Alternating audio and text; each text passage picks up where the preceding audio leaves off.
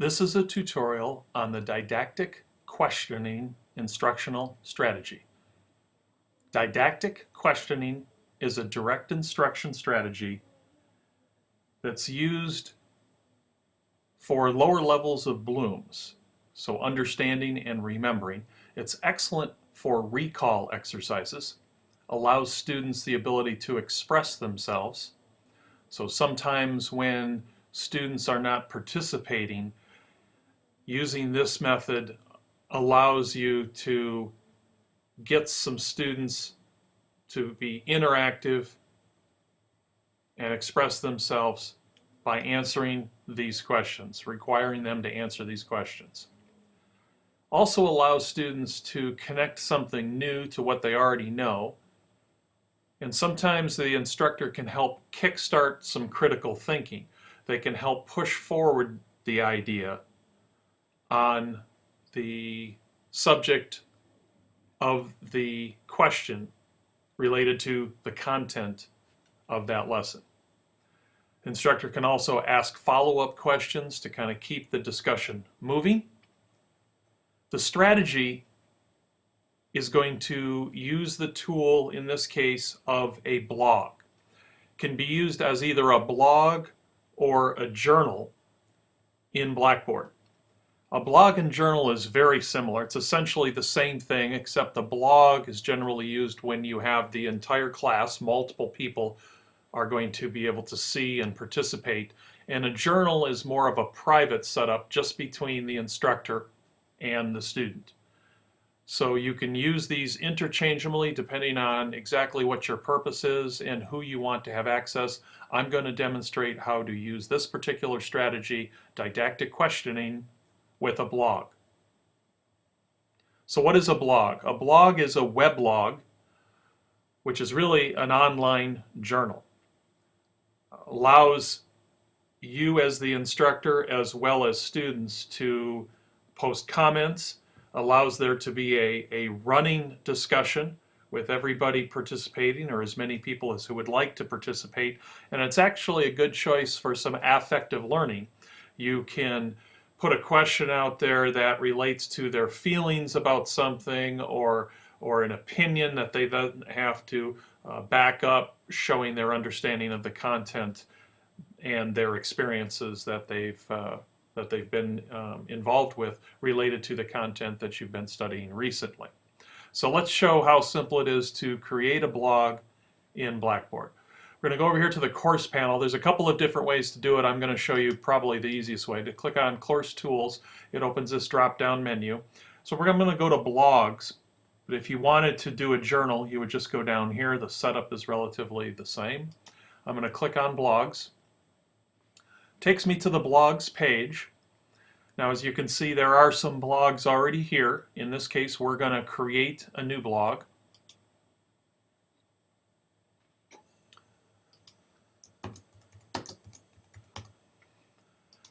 And in this box would be where you can put some instructions.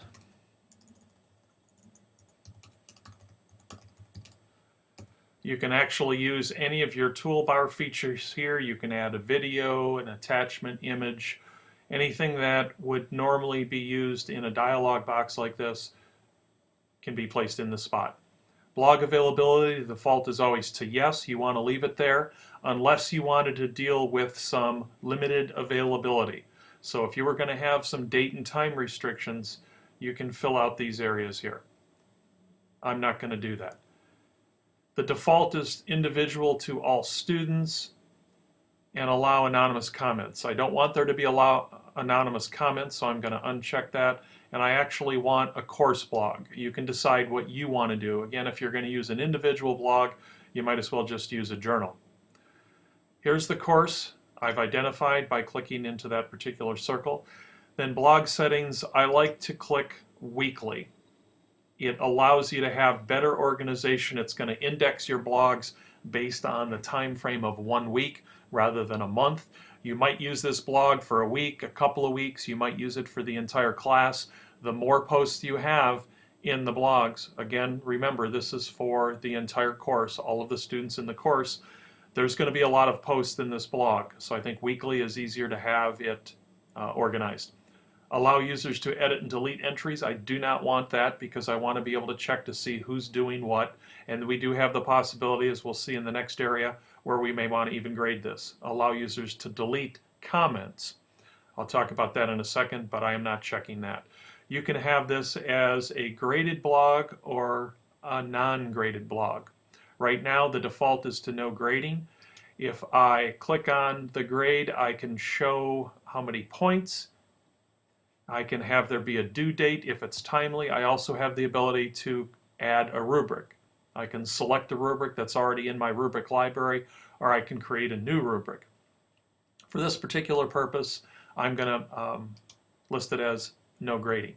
Understand that if you listed it as a grade and put possible points in there, it would add a column to your grade center in Blackboard. I'm now going to hit submit, and here I have the new blog. So I've just clicked on creating a blog entry, or I've clicked on that blog, and now I'm going to click on create blog entry, and as the instructor, you may want to start the blog off. I think this is actually a real good idea to kind of kick the blog off. It's just like a discussion board. You want to be the first one to have a post in there. It shows that the blog is active and waiting for people to respond.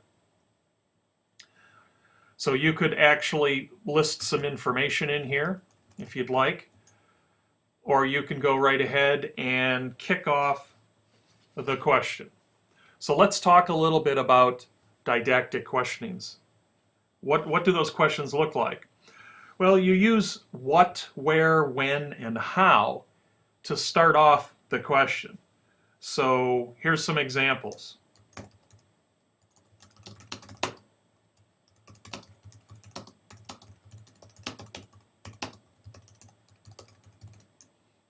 So where is the best place to locate drug interaction? So there's an example of a didactic question.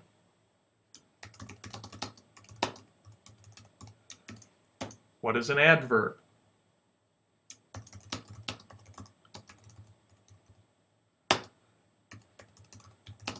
How do you remain sterile in a non-sterile environment?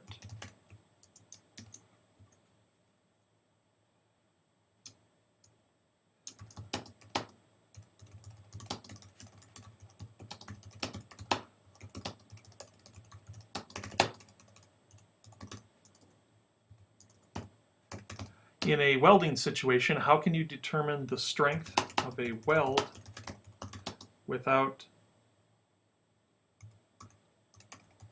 breaking or damaging the item welded? Okay, so you could just post one of these questions here and then click Post Entry. And this is now located in the blog. Students have the ability then to come in and either comment, or they can create a blog entry of their own. All the entries will be recorded. You have the ability to check what entries have been posted already. Show members without entries so we can see who has yet to post in this class. We have 2 fictitious students in this test course. So you have the access to see what an individual student wanted to post. So if you were looking for either participation or needed to do some grading and you wanted to see what each student posted, you have the ability to do that. There's also the index, and as you can see, this is the week, because remember I set it up with a weekly indexing. So it's a good tool to use for something like a didactic questioning situation. It allows students to express themselves, draw on some prior experience. Good for lower levels of Bloom's where you just want to see what it is that they know about some content. So you're checking their existing knowledge. You're trying to draw out a response from students. And it's excellent for recall of factual information. Thanks.